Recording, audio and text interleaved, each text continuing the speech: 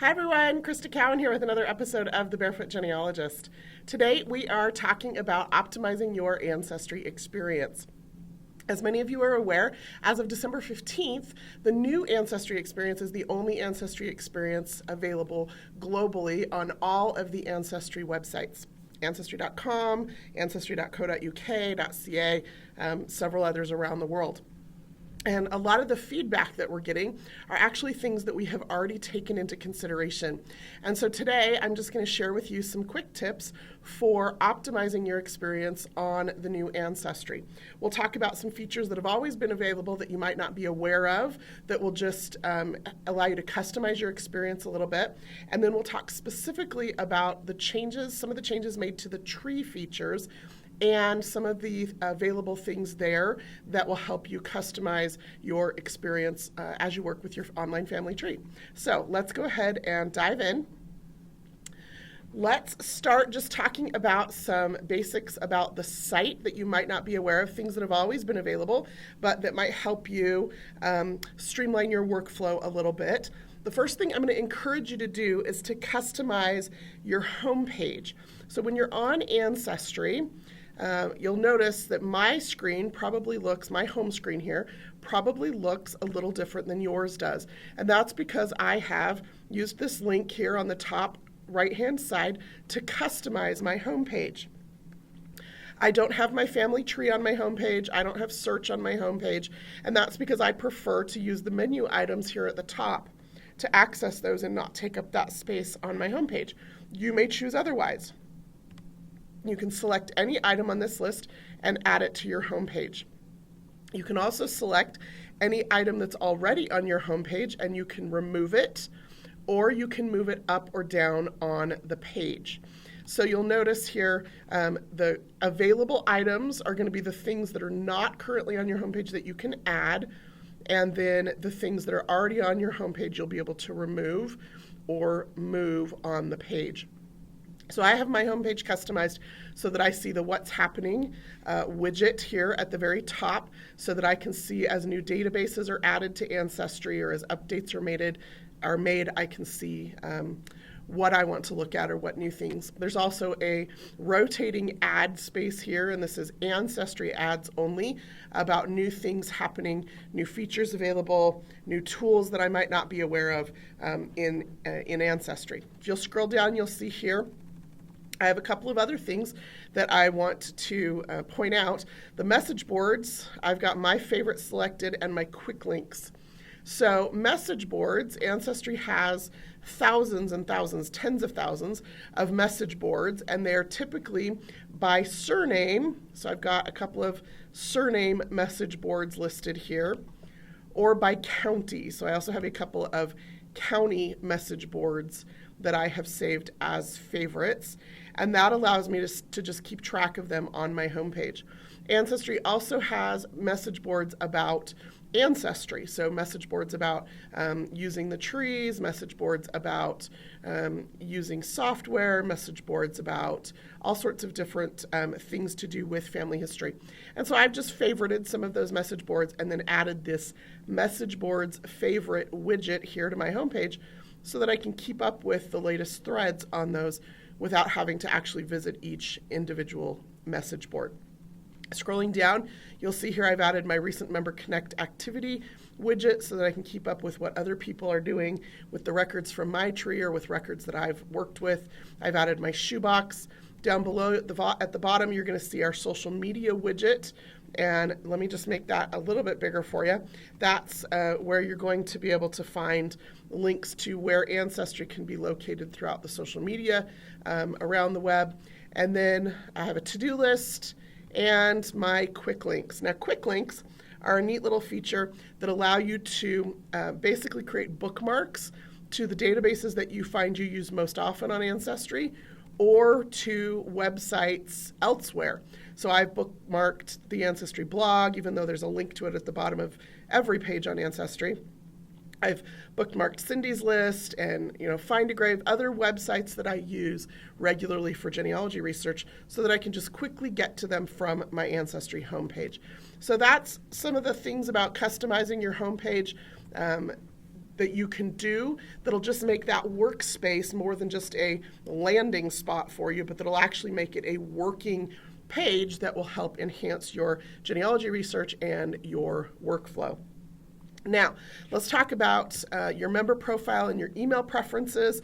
It's just a really good idea, and as we wrap up another year, it's a good time to just go in and to check those things and make sure that those settings still reflect your preferences and what it is that you want put out there. So you have your email preferences, which is where you just go in and check and make sure that you're receiving the appropriate things from Ancestry that you want to be receiving.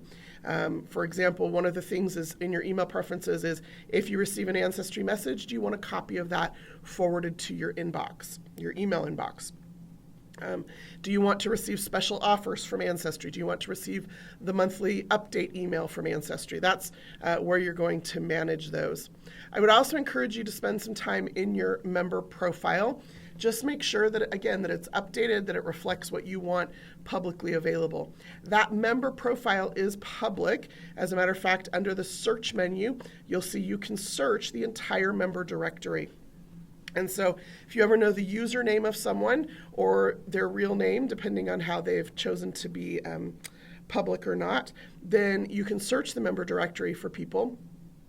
And as a user, I've chosen on my profile to actually show my public trees, to show my research interests, to show my specialties. So lots of information available on my public profile.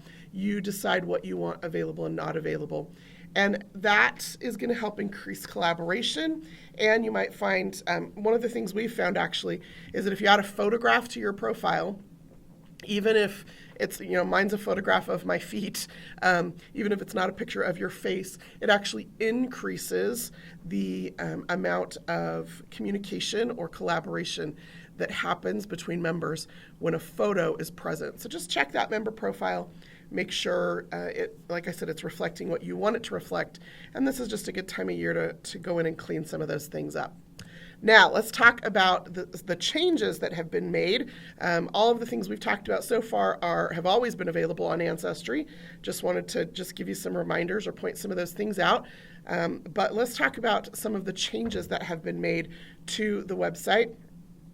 Specifically, those changes have been made in the tree, in your online family tree. So if you have a family tree online, this is pertinent to you. If you don't have a family tree online, you might want to just pay attention and see what some of the possibilities are. Now, one of the things that I'm going to encourage you to do is to play around with your computer settings a little bit. One of the pieces of feedback that we've been getting has to do with the readability of the tree. And so if I'm on a PC, but I know that this also works on Macs. If you hold down the Control key and use your minus sign, you'll notice up here in the top corner my web browser, and I use Google Chrome, but this works in other web browsers as well. It zooms in and out of my web page. Now this is 100%. I can go in more, and you'll notice as I do that, it makes the header bigger. So if you have vision issues or like large text on your computer screen, you can make it bigger. But then the family tree is not viewable. So we've actually also provided over here on the left-hand side a zoom button that allows you, if you want to make your browser window larger text, you can then resize your family tree so that it still fits within that window, okay? So we provide you with the ability to do that, and of course you can, as always, drag it around a little bit. So play around with those settings until you find something that is optimal for you. Everybody is different, and we've got several million people using our online tree system, and so we're trying to accommodate as many people as possible, but your web browser should give you some of those features and functionality as well. So if I'm viewing my web browser at 100%, just adjust the zoom on my tree so that I can fit my whole tree in my window. Another thing that I'm surprised a little bit that some people don't know this, but we've been getting some feedback about it, so I'm going to point it out. Over here on the top left, You have, when you're viewing your tree, you have a pedigree view, which is where I prefer to work from. You also have a family view. And the family view just basically takes whoever that focus person is in your tree at the time, and it shows you all of their immediate family, and then up a couple generations and down a couple generations. So you'll see here, this is my grandfather and my grandmother. It's my grandfather's sister, his parents. If I was to scroll down, you would see his children and grandchildren. There's a little reference panel over here on the far left, and you can actually click and drag that around. So I could drag this up and over if I wanted to see other parts of my tree. Again, I can size this. So if I want to see more of the tree, I can adjust that. Almost gets to the point where I can't read it if I make it too small, but that's one of the challenges of a family view, especially if you have large families, is trying to fit everybody into the screen.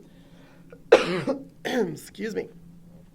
Also, when you're in family view and you have the little icons here for parents, so if you're viewing a spouse or you've reached the end of a line, you can click that little parent icon and it will switch the view so that you're then viewing the parents of that person. You can change the focus person in your tree. So you have both pedigree view and tree view. As I said, I use both of them, but I use pedigree view most often because I prefer to do most of my work in the profile page. So here is the profile page. Let's just run through our list so you can adjust tree views and sizes. Let's talk about those historical insights and family events. Now you'll notice I clicked on a person and it went directly to the facts page for this person. And that's because that's where I prefer to do work. That's where this is the research page. And so I do most of my work from this page. It is a sticky setting if you do not clear your cookies when your browser closes or opens. And I don't, and so this is a sticky setting, which means the last time I worked in my tree, I could have been on an entirely different person, but I was working in the facts view. And so that means the next time I open up a profile, it will open up in the facts view. Now the default is life story, which means that if you switch browsers or clear your cookies, then you're going to show up in life story when you next click on a person profile. But you just click over to facts view and that will load that. Again, I have my sizing options, so if I want to see more of what's on my timeline, I can zoom out a little. If I want it to take up the whole screen, I can zoom in until it does that. As a matter of fact, this is what we call responsive design. It actually, even if you keep going bigger, you'll notice here, I think I have to go one more. There we go. It actually turns into a singular scroll where the facts, the sources, and the family become separate tabs. And so that's specifically for those of you on mobile devices, which is more than 50% of you are accessing Ancestry through mobile devices. We have made this responsive design. So it doesn't matter how wide your screen is, how tall your screen is, how skinny your screen is. You can adjust this to your settings, and then it will stay that way. That is also a sticky feature. So here is the facts view. On the facts view and on the life story view, there is a show button at the top of the column, and that allows you to show family events and historical insights. And there is one of those on both the life story tab and the facts tab, okay? Now, historical insights are historical events that occurred in, things that occurred in history, typically during the lifespan and in the same general location as the person that you are viewing in your tree. They are hints. So when you see them in your timeline, and I'll just scroll down here, I've got one. This is for my great-grandfather, and there's this historical insight here about prohibition. He was 46 at the time. You'll notice there's a little leaf, and it's a dotted line around this. That indicates that it's a hint. which means that if your tree is public or if your tree is private and shared with other people, anybody who comes and looks at your tree is not going to see this. Okay, only you see it as the tree owner if it is a hint. Now, I can review it and accept that hint, or I can ignore it, and that will remove that particular historical insight from my timeline. Like all hints, it may or may not pertain to your ancestor. However, if you don't want to see any historical insights anywhere on your tree, you can just come up here and click on Show and uncheck Historical Insights. And then if you scroll down, you'll notice that particular historical insight is now not there. Okay? And that will turn it off universally for your tree.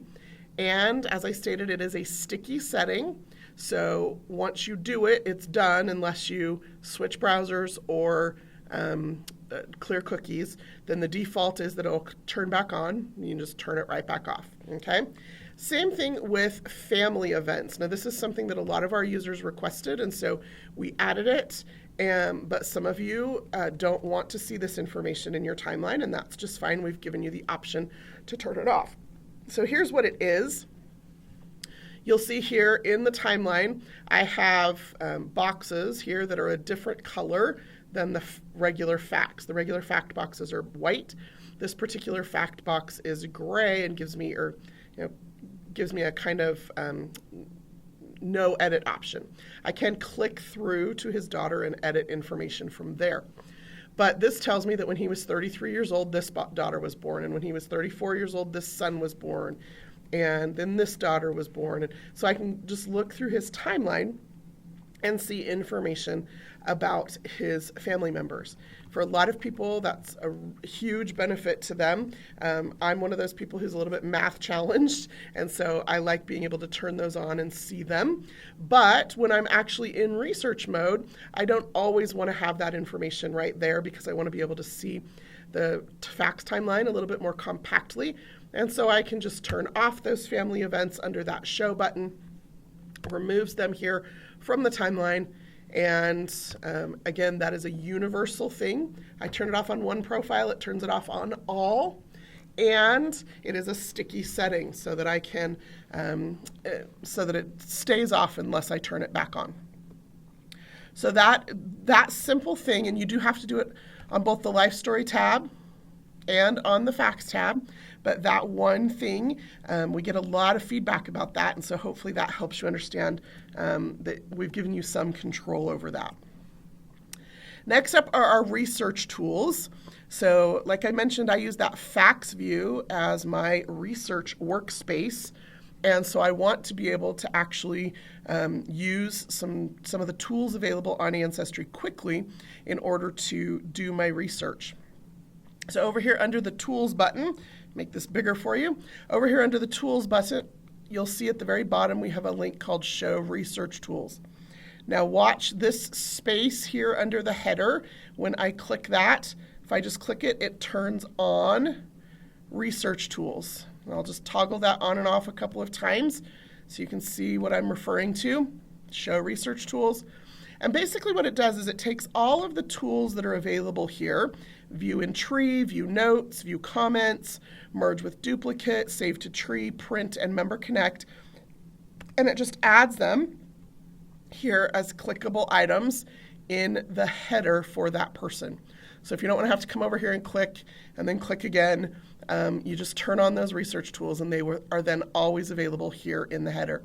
Again, that is a sticky setting. So once you turn it on, it stays on and it's on universally throughout this tree unless I turn it off, switch browsers, or clear cookies. Several of you have asked about the relationship feature. The relationship to me is actually based on whoever is set in your tree settings as the who are you in this tree person. And then the relationship shows up here in the header next to the photo underneath the death information. You'll notice as I move my mouse over it, it is a clickable link, which means when I click it, it pops up the relationship chart. That's a pretty short one. As you get further back in your tree or more convoluted relationships, that of course gets longer, and then I can click print if I want to print that from here. So that is the relationship, the show how we're related feature in the tree. Okay. And then finally, I just want to talk about facts and sources. We've received a lot of feedback about this, and so I just want to provide some information that might give you some a different perspective, and then show you how I use some of the new features around facts and sources. So sources have been moved right up front and center. One of the big pieces of feedback that Ancestry received had to do with a lot of unsourced trees that are available online, and not just on Ancestry, but a lot of places, lots of unsourced trees. And those of us who've been doing genealogy for a while know that the validity of our information lives or dies on sources. That the genealogical proof standard, which you can actually learn more about on the playlist that we have on our YouTube channel specifically about that. The genealogical proof standard talks a lot about the significance of sources, that we need to be able to have done a reasonably exhaustive search. We need to have looked at all the records that we can find about an individual before we just make assumptions. We need to make sure that we create source citations. We need to make sure that we reconcile conflicting evidence, that we do analysis of those records, that we understand exactly what the record's telling us, that we look at original records. All of that is part of the genealogical proof standard. There's more to it than that, but that's kind of a high-level overview. And so Ancestry made the decision very deliberately to move those sources right up front and center, so that anybody who comes on Ancestry, whether you're brand new or whether you've been doing this for decades, is reminded of the significance of sources in family history research. We also, not so subtly, have provided connections between any single source and the facts that it supports. So I can actually click on any source, and it will show me which facts in my tree are supported by that source. Conversely, I can click on any fact in my tree, and it will show me which sources I have that support that particular fact. So one of the ways that I use this, besides just as a reminder of the importance, is I can quickly go through and I can check every one of my facts and make sure that I have supporting documentation for that.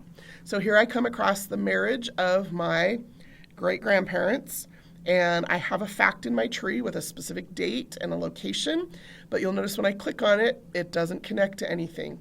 So I have no supporting documentation that I've entered into my tree about how I know this date and this location. So that is a signal to me as a researcher that I need to either enter my own source, which I can do under other sources, based on the marriage certificate that I have a copy of in my possession. And then I would probably scan that marriage certificate, create a source citation for it, upload the media to that citation, and then attach it to the marriage fact.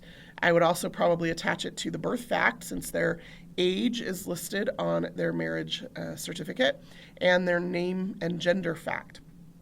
So one source, a specific marriage record, provides supporting documentation, not just for a marriage. So I'm not going to attach that marriage certificate here to the marriage fact. I'm going to attach it to the source. So this is just a really quick way, like I said, to go through and to make sure that the information in my tree is supported by documentation. And one of the reasons that that's important is because if it's not, it might not be true. And I might have mixed up people. I might have, taken two men with the same name and conflated them. I might have taken, information from a family member or from another tree, and they may have been guessing or may have copied it wrong, or there's a million reasons why I want to make sure that I have a well-sourced tree. The other way that I use this workspace is under sources. Like I said, I can quickly go through and see what facts in my tree are supported by each individual source. I can also see when I have extraneous sources. So when I first started my tree on Ancestry, I actually imported it as a GEDCOM from a family tree program that I had been using for decades previous. And now I occasionally will still come across source citations that I had there, where I have since found the record on Ancestry and attached it, but that old source citation is still sitting in here.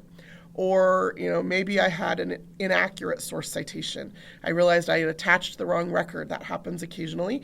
And I deleted the facts, but somehow that random source got left.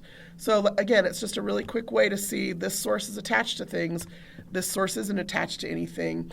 I might need to review that. If I've really taken care of it, then I can just come in here and I can delete that particular source, and it just keeps my tree clean and make sure that my research is more accurate. So lots of different ways to use this workspace, of course. There's also just the actual research workflow.